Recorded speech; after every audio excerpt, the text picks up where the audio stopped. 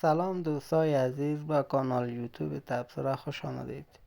هزاران تن از شهروندان ایران امروز بعد از نماز جمعه وارد جاده های این شهر شدند و با مظاهره گستردهشان حمایتشان را از کشور ایران اعلام نمودند. یک تن از خطیبان مسجد تهران که وی نیز در خطبه مسجد مردمش را در حمایت از کشور ایران تشویق نمود، خودش بعد از نماز جمعه اسلحه گرفت و به جاده ها بیرون شد و با مظاهره‌چیان یکجا شد.